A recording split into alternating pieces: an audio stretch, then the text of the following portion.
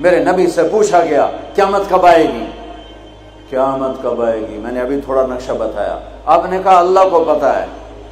کہا جی کوئی نشانی بتا دیں۔ اب یہ لڑکیاں غور سے سنیں، آپ نے ان کا یا رسول اللہ کوئی نشانی بتا دیں، تو میرے نبی نے فرمایا جب بیٹیاں بھی ماں کو ذلیل کریں گی تو قیامت آ جائے گی۔ بیٹیاں نام لیا خاص طور پر کہ بیٹے تو ہوتے ہی ہیں نافرمان، اکثر بہت کم ماں باپ ہیں جن کو اولاد سے ٹھنڈی ہوا آتی ہے، ورنہ گرم ہوا ہی جھیلتے رہتے ہیں۔ میرے نبی نے فرمایا جب بیٹیاں بھی ماں کو ذلیل کریں گی تو قیامت آ جائے گی۔ یہ نہیں کہا جب کفر پھیلے گا تو قیامت آئے گی، جب شراب پی جائے گی، زنا ہوگا تو قیامت آئے گی، پتھروں کی پوجا ہوگی تو قیامت آئے گی، کہ جب بیٹیاں ماؤں کو ذلیل کریں گی تو قیامت آ جائے گی۔ ایک صحابی کی بیگم نے پیغام بھیجا، یا رسول اللہ میرا خامل مر رہا ہے، کلمہ نہیں پڑھ رہا۔ صحابی ہو کے کلمہ نہیں پڑھ رہا، کمال، صحابی۔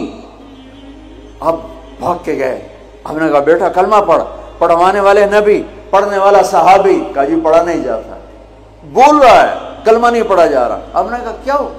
کہا جی بس پڑھا نہیں جاتا۔ آپ نے فرمایا اس کے والدین میں کون زندہ ہے؟ کہا جی ماں زندہ ہے۔ تو آپ نے کہا اس کی ماں کو بلاؤ، وہ ماں آ گئی۔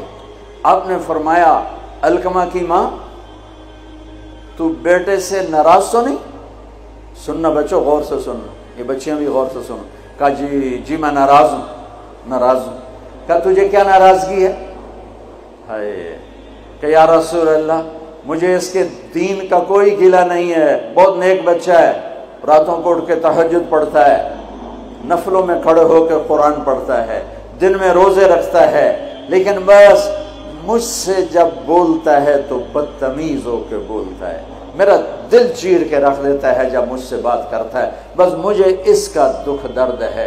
آج تو ماؤں کی پٹائیاں کرتی ہے اولاد، وہاں صرف زبان کی تیزی، زبان کا لہجہ روکھا، کہ یا رسول اللہ بہت بدتمیز ہو کے بولتا ہے۔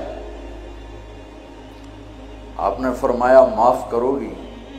کہ جی نہیں چاہتا۔ آپ نے فرمایا میں آگ لگاؤں تو سفارش کرو گی؟ کہا جی آگ میں تو نہیں دیکھ سکتی، سفارش کروں گی۔ آپ نے فرمایا اگر تو نے معاف نہ کیا